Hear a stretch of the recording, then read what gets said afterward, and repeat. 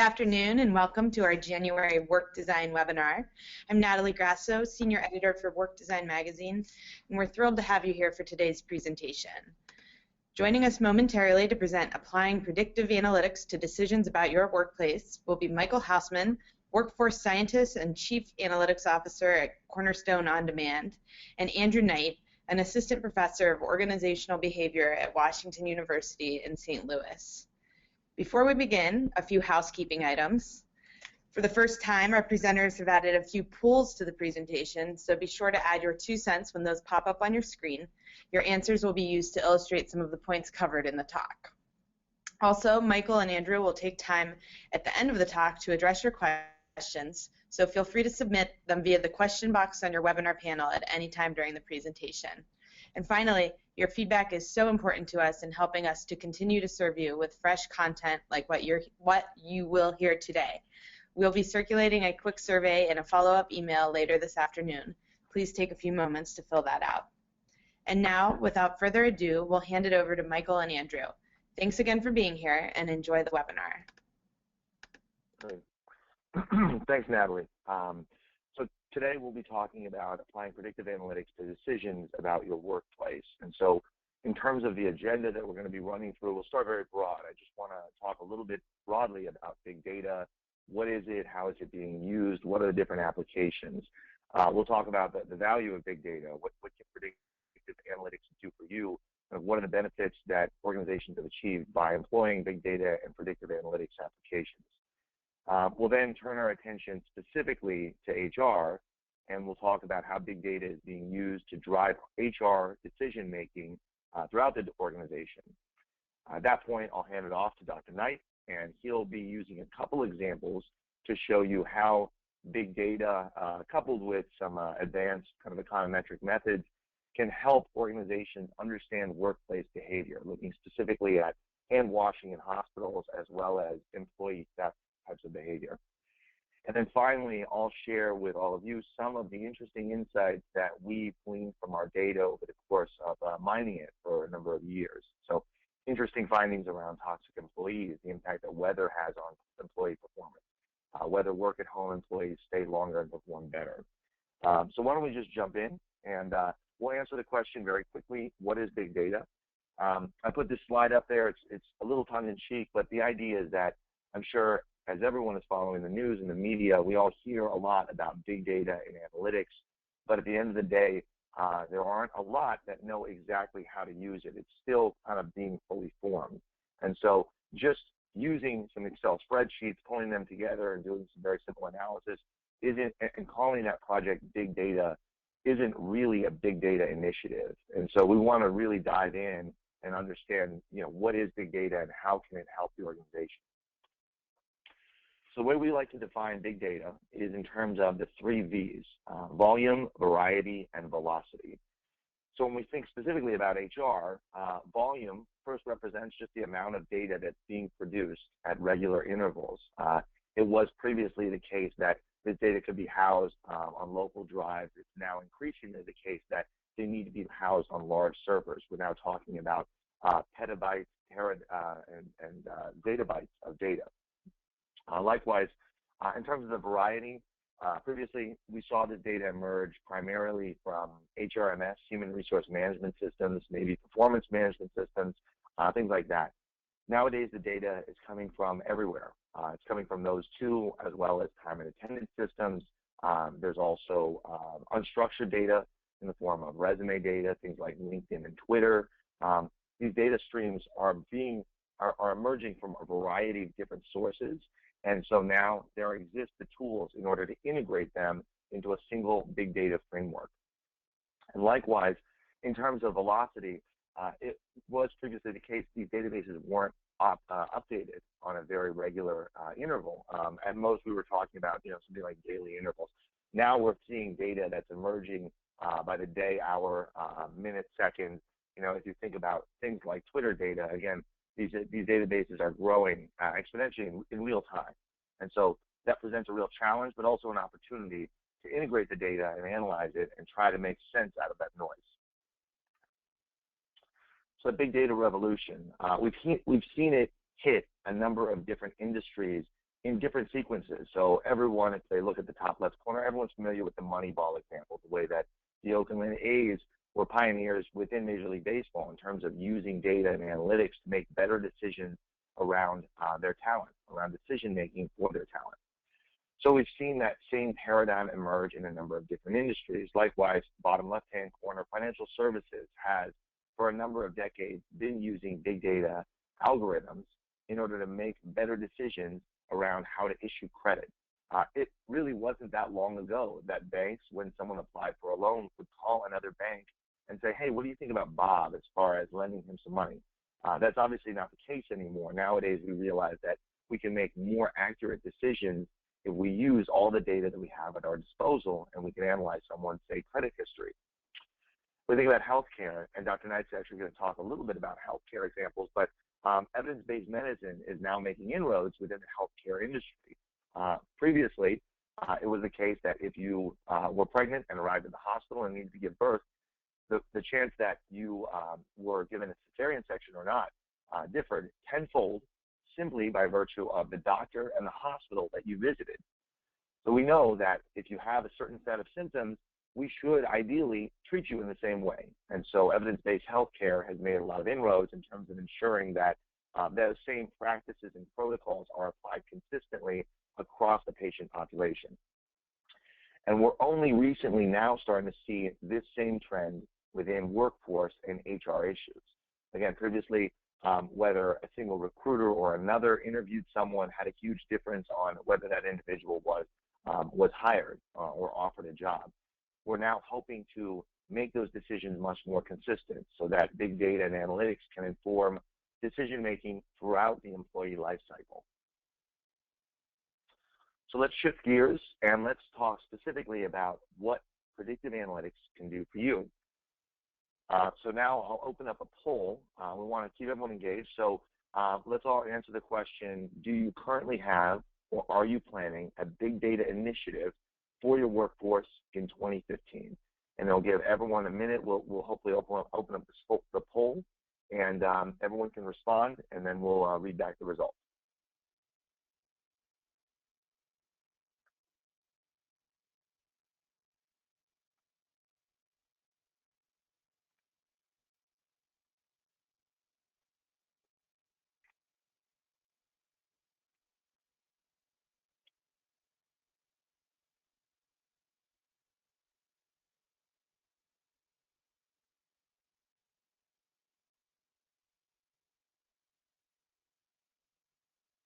Okay, great.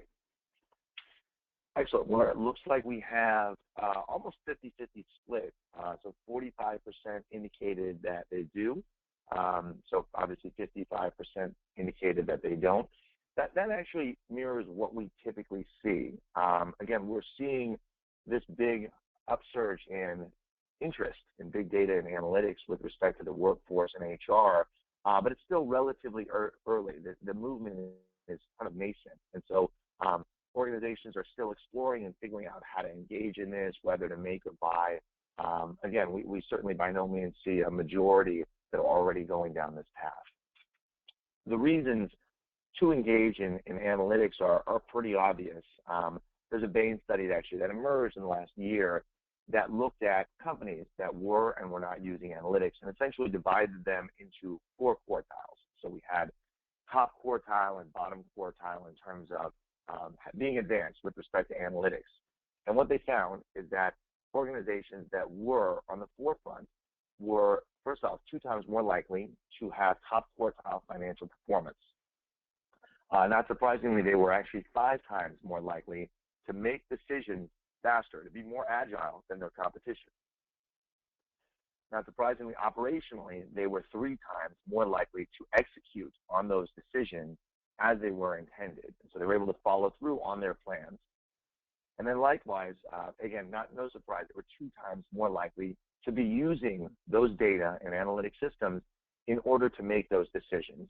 So again, across the board, we're seeing that those organizations that are planning ahead, that are really digging into their data, that are using analytics to generate insight, are just making decisions more capably, more quickly. They're executing on those decisions, and they are, as a result, more successful.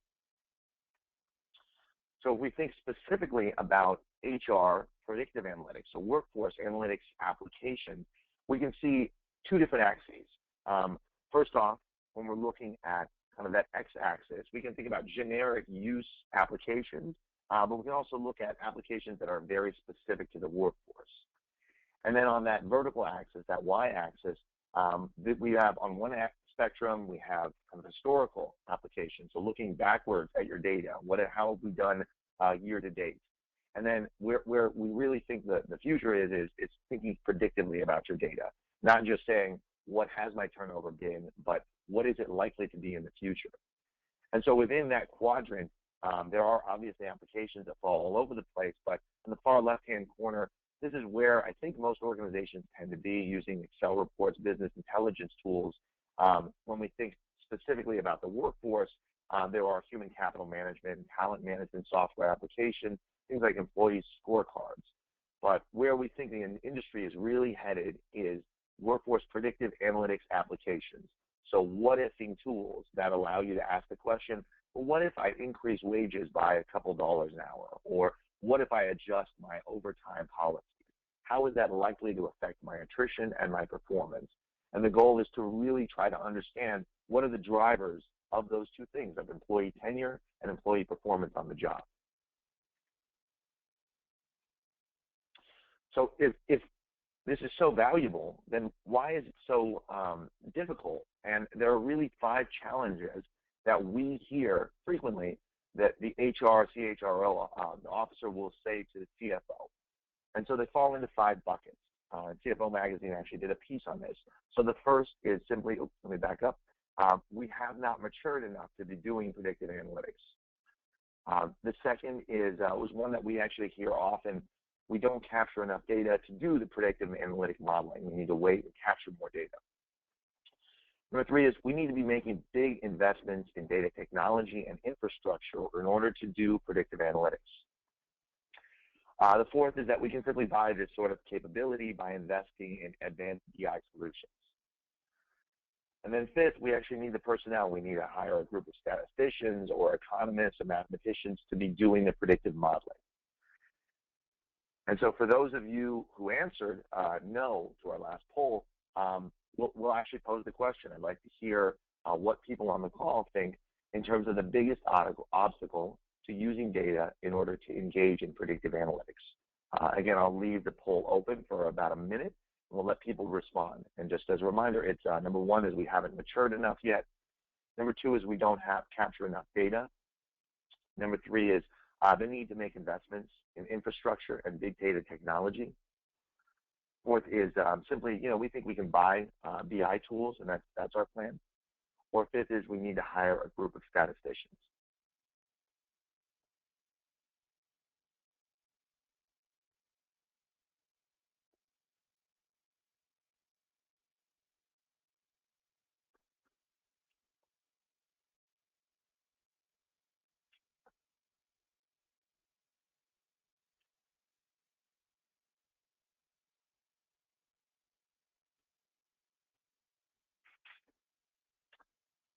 Okay, get your votes in, and we'll tabulate the responses.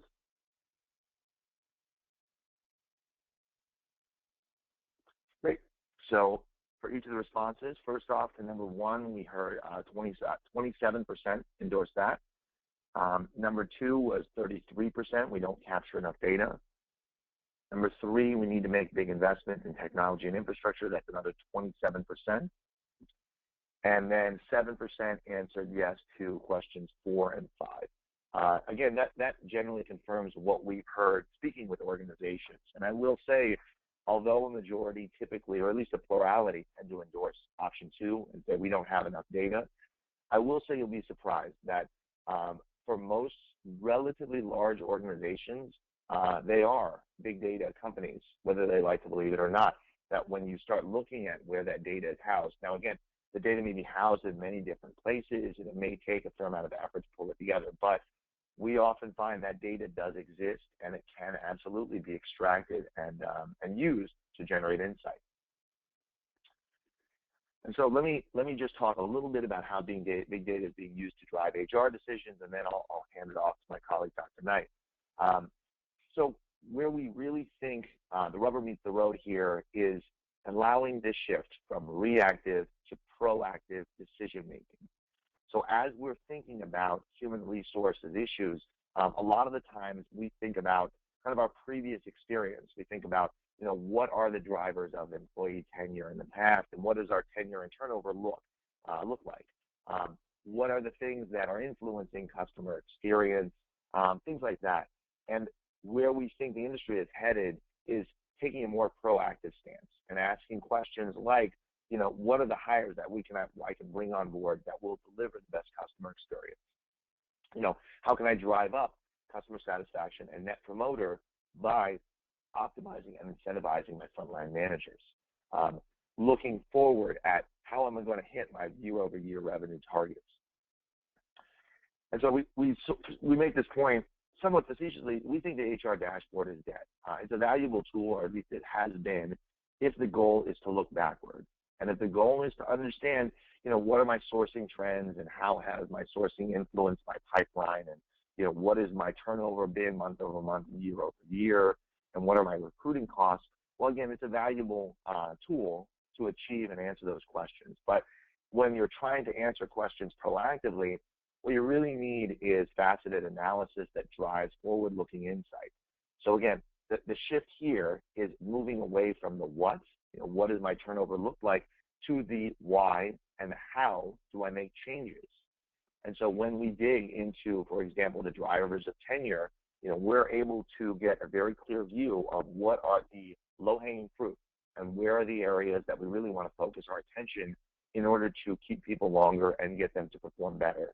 And so what you look at here on the right-hand side is just a screenshot of training, actually. If you look at your trainers, people training your frontline workforce have a huge impact on how long those people stay, not only during the training period, but beyond. And so the goal is to optimize training. We want to think about what are the trainers that get the best reaction and really teach the best. What's the curriculum that is designed to optimally convey that information? Is it better to do this live or online? What are the best practices? And so we're reaching the point now where we're actually able to connect those different data streams, close the loop, and understand what are the training practices and individuals that really get the most out of your employees. And the goal here is to use data to make evidence-based data-driven decisions throughout the employee life cycle. So the bottom panel is kind of where we're coming from, where we're choosing people based on largely subjective criteria. Candidates are disqualified based on intuition, gut instinct, and bias. Training outcomes, we train the people according to how we have in the past, and likewise we develop them, we assign them to managers and teach those managers according to what we've done previously. And then promotion and termination decisions are rarely tied to KPIs and are fairly subjective. Where we really want to take this is, again, an evidence-based, data-driven approach, where we're hiring people not only based on interviewer instincts, but also science-based assessments and algorithms. When we select people, we're doing that according to the criteria we know matters most because we've examined the data. We know the correlations.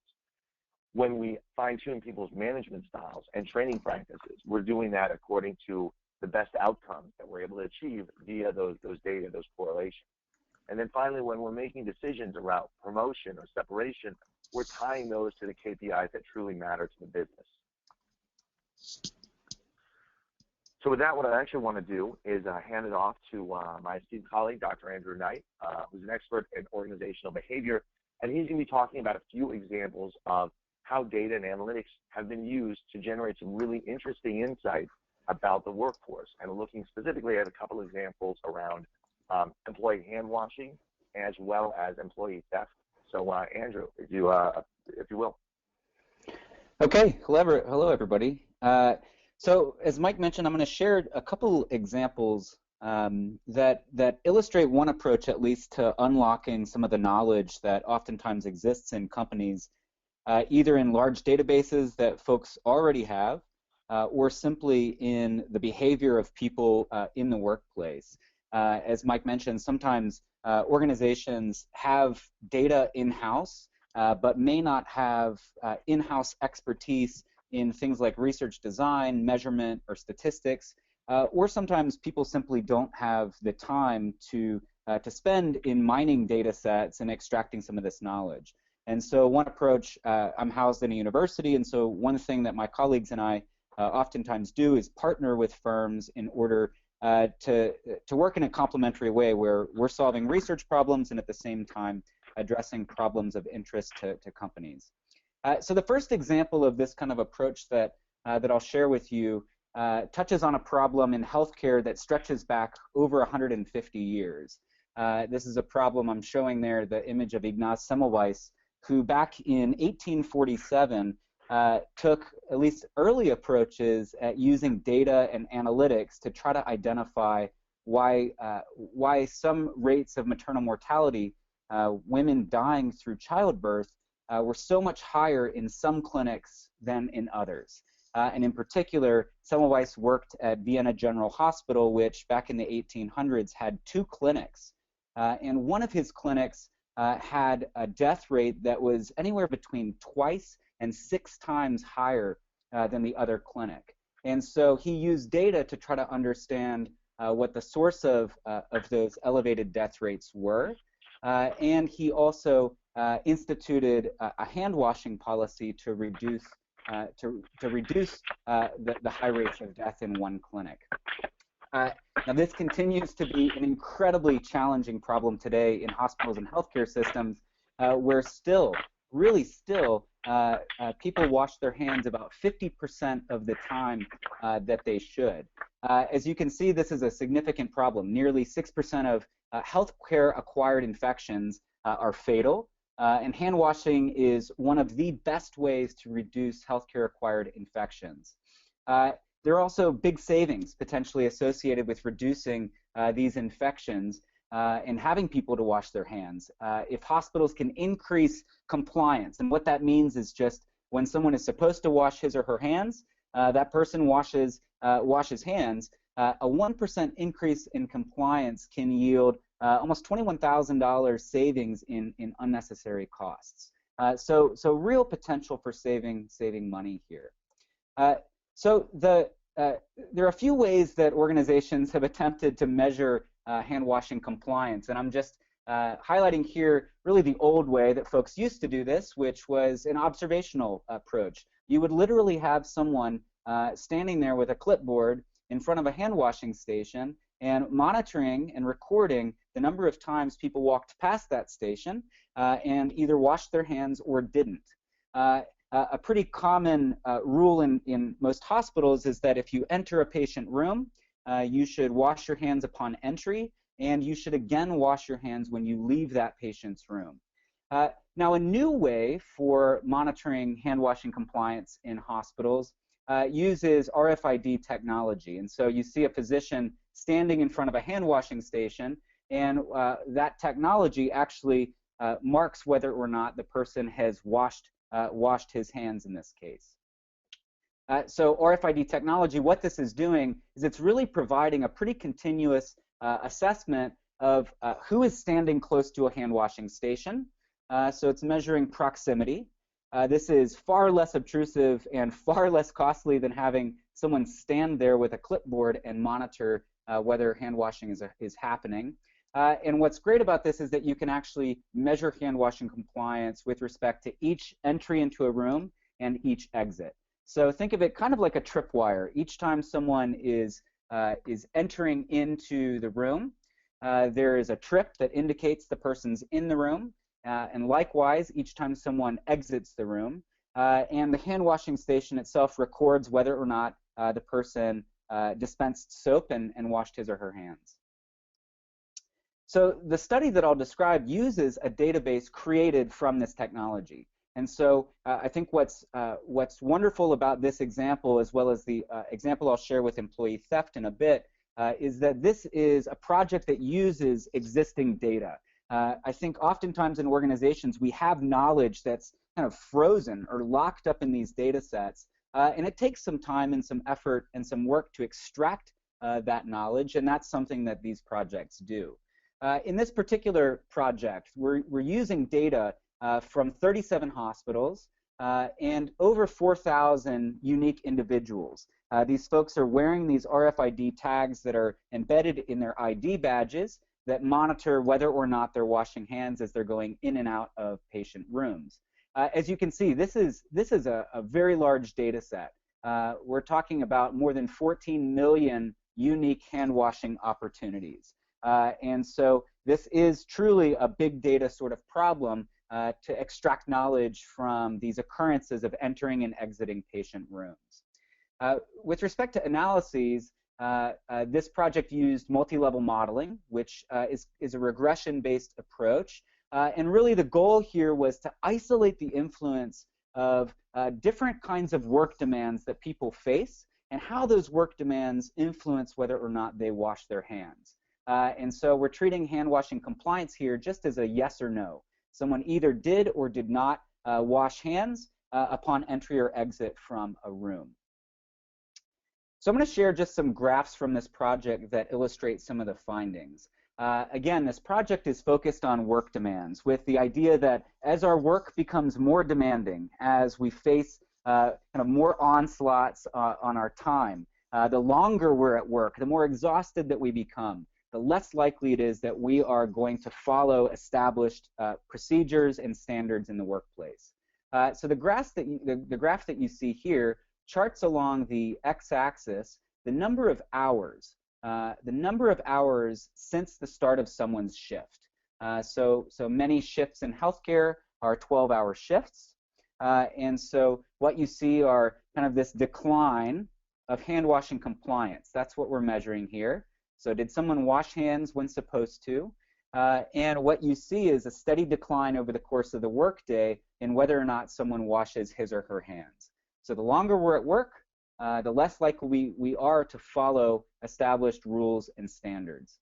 One thing I'll note is that there are a ton of analytical nuances here that I won't be discussing that try to rule out all sorts of different explanations and really pin down that it is the time that someone has been working that influences that person's behavior. The next graph I'll show you divides the employees into those who worked a ton in the past week versus those who worked very little in the last week. So the idea here is that if we spent the last week off, we have full batteries. You know, we're charged up, and so as we work throughout the day, we may be buffered against these demands, sapping our energy and leading us to not wash our hands. And that's indeed what the data show, is that those who work a lot in the prior week, actually are most impacted by a long shift. Their batteries are already drained, and now they work a long period of time, and it reduces the likelihood that they are going to wash their hands. Now the reverse is also true. If we look at the hours that someone has been off since the last shift, this tends to have the greatest impact on those whose batteries are drained. And so if your batteries are drained, taking a bit of time off recharges you, and you're most likely to comply to this standard of washing your hands. So what this study tries to do is use this existing very large data set to understand pretty micro changes in people's behavior over the course of the workday. Finding that compliance with natural standards in the workplace erodes over the course of the workday, but that if employers institute breaks throughout the day, and especially well-timed breaks towards the end of the day, these can recharge employees and promote hand washing, which again, if we can just boost this by 1%, can save nearly $21,000 for a particular hospital. These breaks are especially impactful for the overworked and the taxed. So interesting study to take an existing data set and extract some of these findings. Now one thing I'd like you to think about, so the question is what can we do about this? And one way that evidence and analyses can also be used is to kind of run some mini experiments in the workplace and see what we can do to change the status quo. And so what I'd like you to think about in this poll, you know, imagine that you are a nurse or a physician in a hospital. You have this standard that you're supposed to wash your hands. And as you pass this hand washing station, there's a sign that's hung above it. And the sign reads, one of these three sayings. And what I'd like you to do is just respond to the poll and indicate which of these signs do you think would lead people to wash their hands the most. Is it A, hand hygiene prevents you from catching diseases, B, hand hygiene prevents patients from catching diseases, or C, very simple message, gel in, wash out? So go ahead and I'll take 10 seconds as you respond to the poll.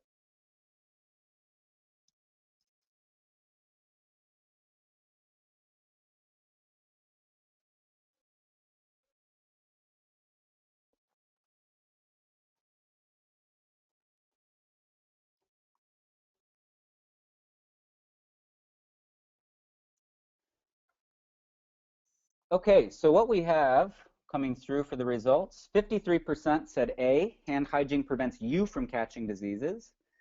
19% said B, hand hygiene prevents patients from catching diseases. And 28% said C, gel in, wash out. Now, what's interesting about these findings, so A speaks to, if you think about what motivates behavior, A is really speaking to a self-interest. This is a self-interest motivation that I'm going to wash my hands because it's going to save my own health. B speaks to a more pro-social motivation. I'm going to wash my hands in the interests of the others who I'm caring for. And C is, in fact, before this study was run, in these institutions was the standard sign used above hand washing stations, gel in, wash out. It's very short, it's very direct, kind of catchy to remind people what they're supposed to do. And so the purpose of this study was actually to try to use data and ask the question, are we taking the right approach, or might we do a bit better? And so this was an experimental study out in a few hospitals where they actually hung different signs on hand washing dispensers throughout the hospital, and they monitored usage of soap. So how much soap is being used before and after the implementation of a new sign. And then they also came back in a subsequent study and did this old paper and pencil approach to observe people's behavior to make sure that people aren't just using more soap each time they're washing their hands. Because this was an experimental study, very easy to use pre-post comparisons and compare the effects across these different kinds of signs. So here's the result of this study. So what we see actually is that the status quo, this is the control, that's gel in, wash out, performs less well than asking people to wash their hands because it's going to protect patients, the more pro-social motivation, which actually outperforms the self-interest, which does the worse here. So in this case, the two really most widely thought signs that are going to promote hand washing perform the worst. This is work done by a guy named Adam Grant at Wharton, who you may have heard of in the past year or two, who wrote a book called Give and Take that really highlights the power of using this pro-social motivation, our interest in helping others and doing well by others. A couple of insights from this study. One, and certainly this is nothing new to those in marketing, but subtle differences in messages. We're just talking about hanging signs here. And subtle differences in messages can have a significant impact on people's behavior that can be sustained over the course of time. What I think this study helps to reveal especially is that what we have is the status quo in many of our workplaces, whether it's a sign asking people to wash their hands, a card in a hotel asking people to reuse their towels.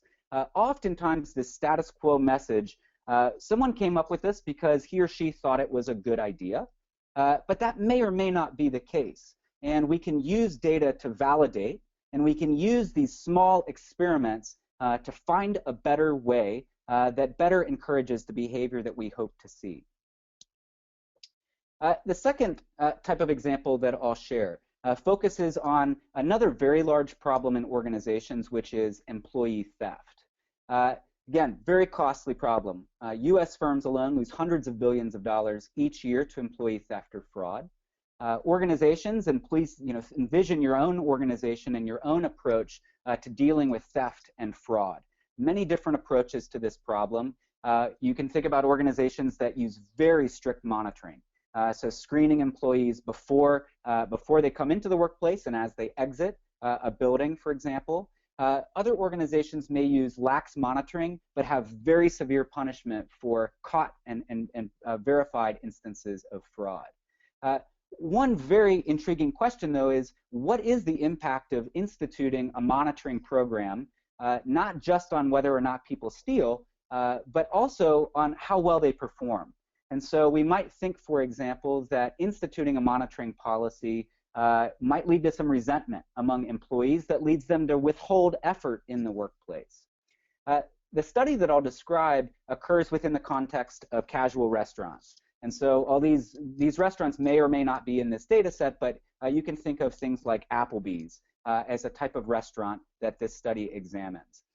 Now, theft is a major problem for these organizations because they generally operate on pretty thin profit margins. Employees can steal from the restaurants by gaming the point of sale system. And I'll describe a few different ways that people do this in a moment. The most common ways are from transferring items from one table to another, from voiding items from a ticket, from comping customers. And so one way that organizations are going about trying to prevent theft is to use monitoring technology that really just mines the data set that's generated from the point of sale system to identify possible perpetrators. This is an example of what this type of monitoring system would do. And so envision that you are the manager of a restaurant. On a weekly basis, you would receive a report like this from the point of sale system that highlights some recent incidents in the past week. And so what you see, for example, if you look at the first row of this report, you see a list of the first check that this soft drink was applied to, then the final check that it was applied to, and the number of times that that soft drink bounced from one check to the next. And so what an employee, a server might do, especially if someone's paying cash, is collect cash from one table, pass the drink on to the next table so that it still is in the point of sale system, but now there is an amount of cash that the employee can take. And so what this report does is simply flag and highlight possible instances, and in particular highlights the specific employee ID that was involved in these transfers. So what I'd like you to do is respond to a poll, very basic poll, just getting what your thoughts are. Do you think that implementing this type of a theft monitoring system, if you're a manager, is this going to increase worker productivity or will this decrease worker productivity? And I'll wait 10 seconds while you respond.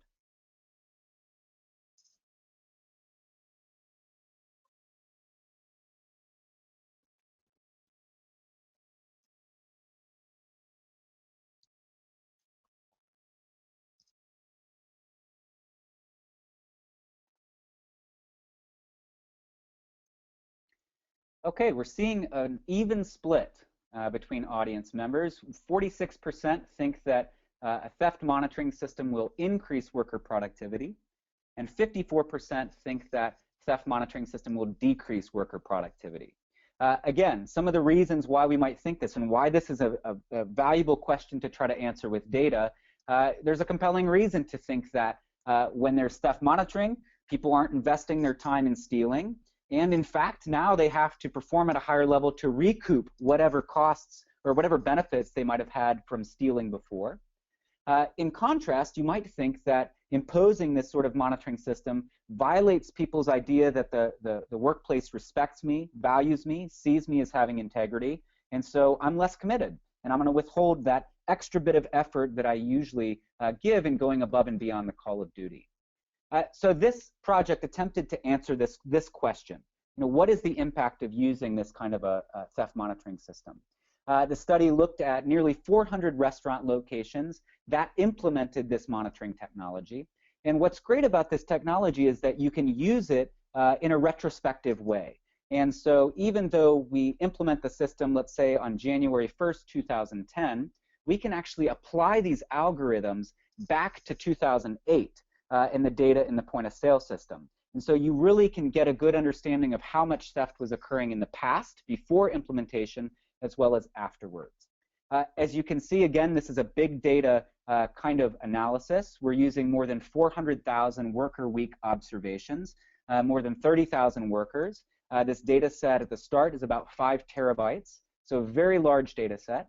And we're using these algorithmic flags that this theft monitoring system generates to mark theft. And then we're using revenue data to understand what is the impact on productivity. Some very sophisticated analytical approaches go into really pinning down some of these effects over time, and in particular, difference in differences models, and leveraging the power of staggered implementation dates. And what that means is that one restaurant may have implemented on January 1st, 2010, another one may have implemented on February 1st, 2010. So again, here are some graphs of the results. The 0 mark on this graph is, think of this as the implementation date.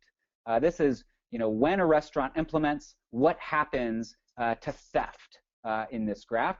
And as you can see, theft declines over the course of time following the implementation of the system. Okay, this is what we would expect to see, and so that's a good thing to verify our assumptions. Now, more interestingly, we find this graph this graph shows revenue effects, and what we see is that revenue for these restaurants actually increases. Weekly revenue increases after the implementation of this system. And moreover, we can look at an hourly kind of window of time, and the solid line here is after implementation.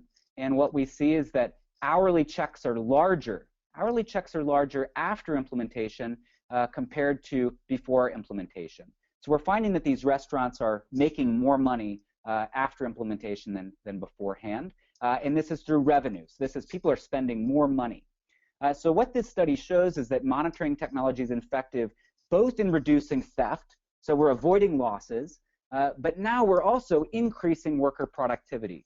Now this study used very sophisticated analytics to rule out lots of different reasons why this might be. In particular, this isn't because known thieves are turning over. Instead, it's because employees are actually selling more product.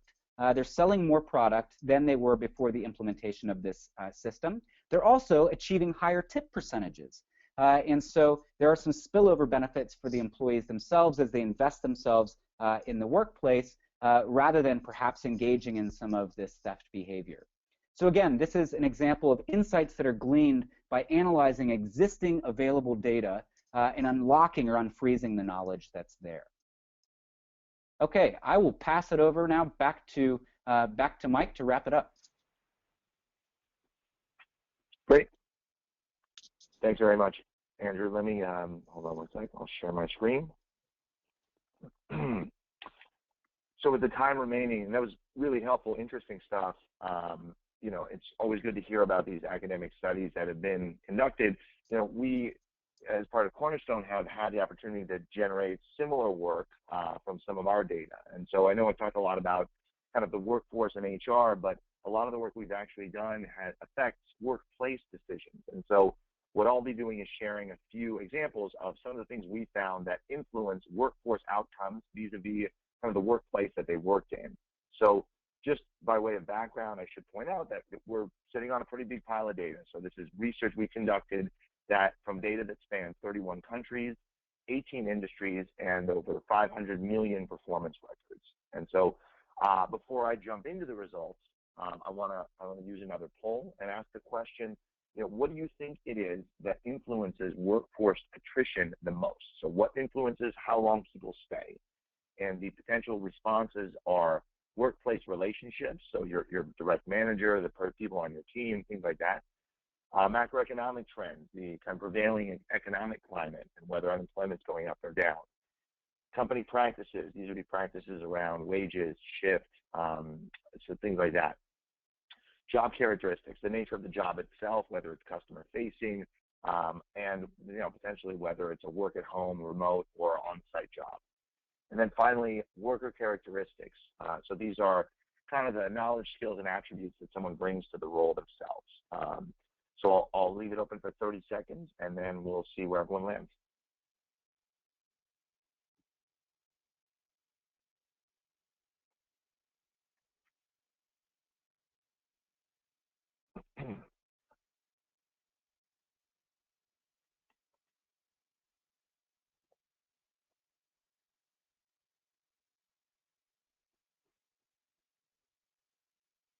Great.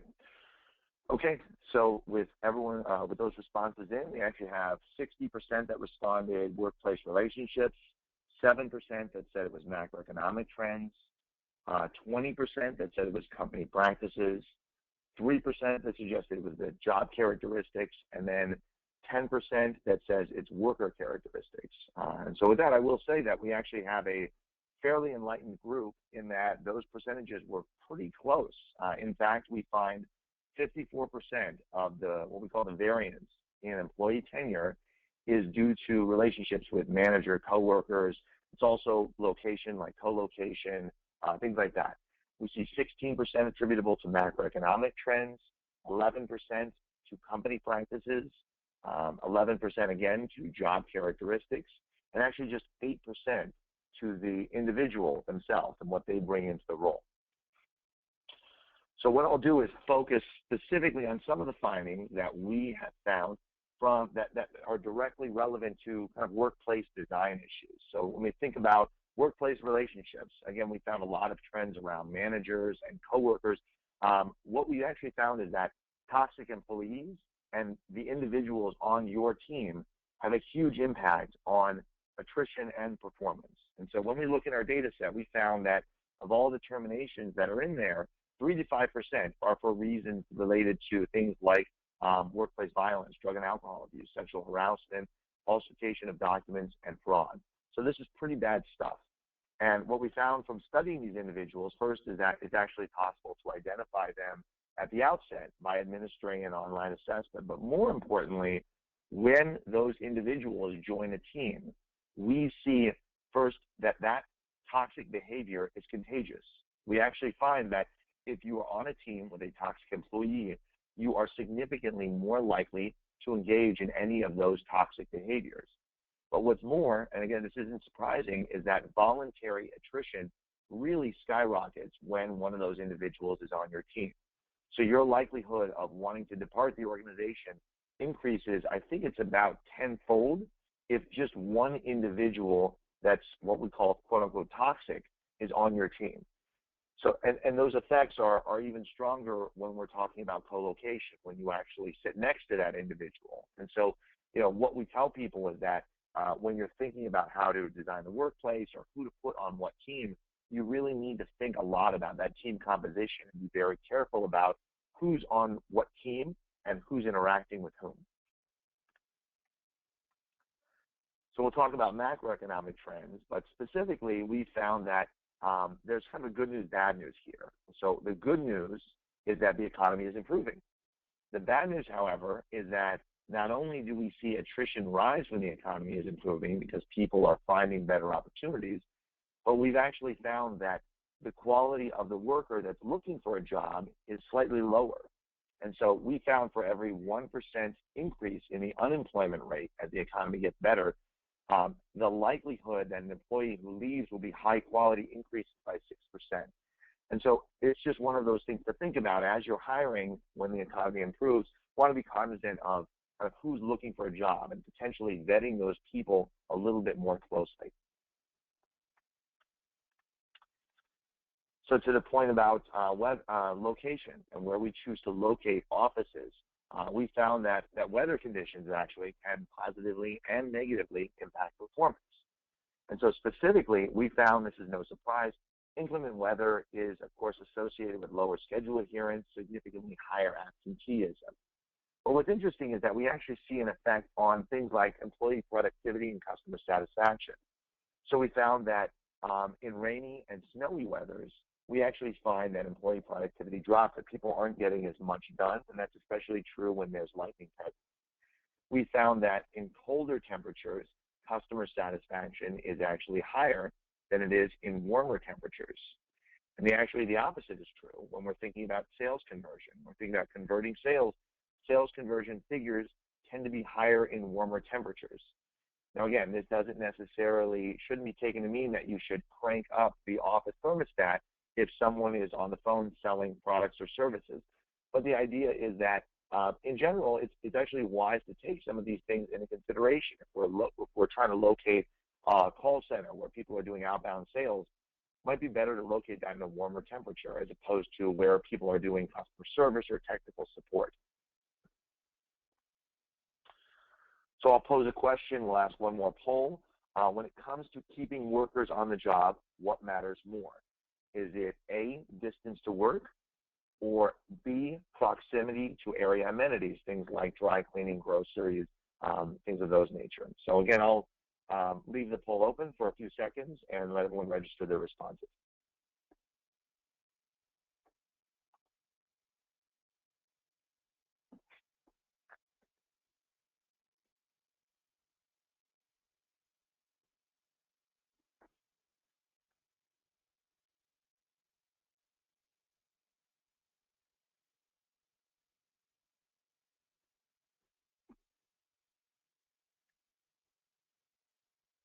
Okay, we actually have a pretty even split here. 52% say distance to work, 48% say proximity to area amenities. What we've actually found from our research, mining again hundreds of thousands of employee records, is that walkability scores, so those are scores assigned to a given location. It's a 1 to 100 scale, and it is higher when there are more things to do around a given location, when there are dry cleaners, grocery stores, restaurants, things like that. We actually found that walkability scores are significantly, by several orders of magnitude, stronger predictors of employee tenure than distance to work. And so when thinking about a location for a new office setting, it actually makes some sense to focus a little more on ensuring that there are things to do nearby, and worry less about how close it is to people's, commutes, to people's homes. And then finally, I'll cover one more, and we found this one really interesting. As everyone knows, Marissa Mayer at Yahoo made the decision about a year and a half ago to have everyone come into work, to basically end the work-at-home policies that they had in place at Yahoo. And so naturally, we had a lot of data on our hands as far as where people worked, and so we dug into that data, and we asked the question, do work-at-home employees stay longer or perform better? And when we answered the question, we actually found kind of a mixed message here. So on one hand, we absolutely found that work-at-home employees stay on the job 28% longer than individuals that have to come into the office. So again, we do see that there's a benefit of that increased flexibility because people have an opportunity to kind of cater their schedule a little bit around whatever they have going at home.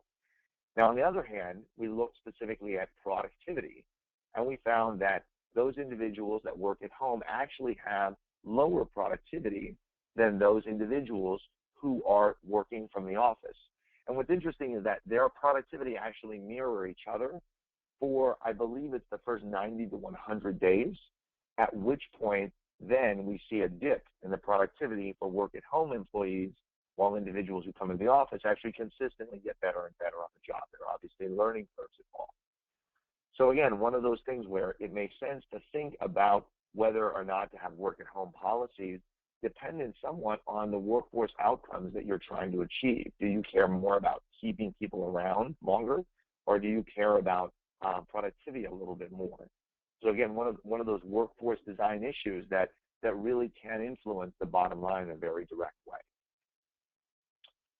So with that, I wanted to leave a few minutes at the end for Q&A. I believe we've gotten some questions along the way, and would love to answer them. Great, thanks, Michael. We do have a few questions. The first one is for you. The question is, Michael, have you worked with other managers of the workplace besides HR?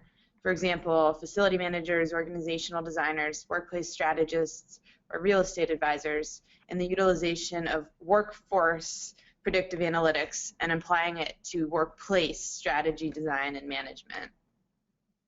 Yeah, and it's a phenomenal question, especially given the audience. So I will say we do typically engage with HR for a few reasons. I think first off, they tend to be the stewards of this data.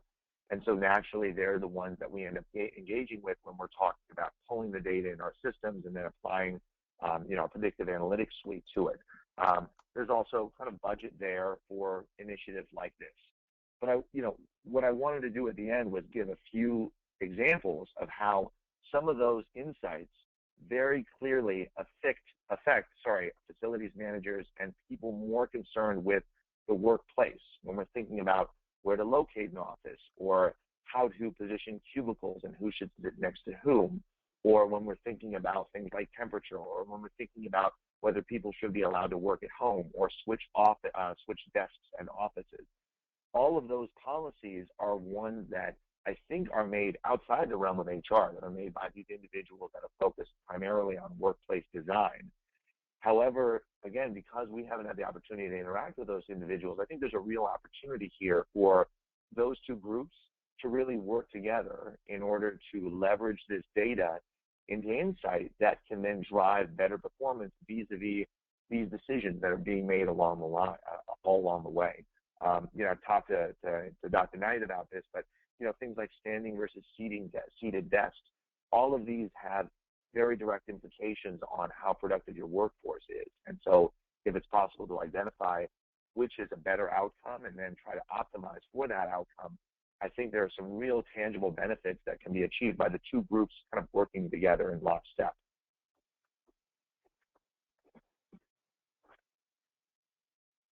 Okay, thank you, Michael. We have time for one more question. This one's for Andrew. Have you worked with RFID technology in the corporate office environment? Some leaders out there are using RFID tags embedded into workforce badges or other badges that are read by sensors in the built environment. This sensing technology provides insight into location, movement, interactions, and social signals, and space usage, among many.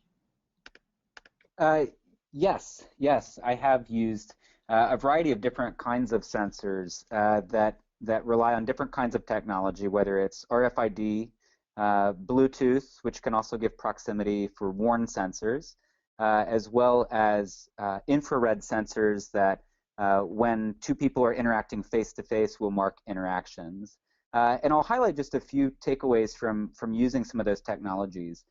One is that although they appear very simple to use and implement on the surface, with the idea that you just hang a badge around someone's neck, what we find is that there's actually quite a bit more work that goes into implementing something like that in terms of getting people to actually do it, number one, dealing with sensor or technology failures in the stream of the workplace, and then thirdly, just in organizing what does end up being an enormous data set. I'm just wrapping a project using sensors on over 1,000 people as they're working in engineering teams, and it has been a ton of work. And so I think to execute those kinds of projects properly really requires some solid knowledge in programming and database management, and partnering with folks who have those kinds of skills and expertise. But the knowledge gleaned from wearable sensors is tremendous for understanding social network patterns in the workplace. Okay, thank you. And that will conclude our presentation. Thanks so much to our presenters and to the attendees. You know what, Michael, could you go ahead and advance through the final slides? Perfect. To the attendees, as you'll see on the following slides, if you're not already a subscriber to our weekly e-newsletter, which lists our new articles and events like this one, we encourage you to sign up. There will be an easy prompt in the follow-up survey that you'll receive via email this afternoon, or you can head on over to our homepage right now and click subscribe for free. Also, anyone who completes the survey will be entered for a chance to win a copy of one of the following books recommended by our panelists. They are People Analytics, How Social Sensing Technology Will Transform Business and What It Tells Us About the Future of Work and Big Data. And the other book is Big Data, A Revolution That Will Transform How We Live, Work, and Think. And finally, we hope to see you next month on February 24th for our webinar, Bring Work to Life, Creating Fulfillment Through the Workplace, with Tracy Brower, a work environment sociologist and director of human dynamics and work for Herman Miller. This concludes our webinar for today. Thanks again to Michael and Andrew for the great presentation.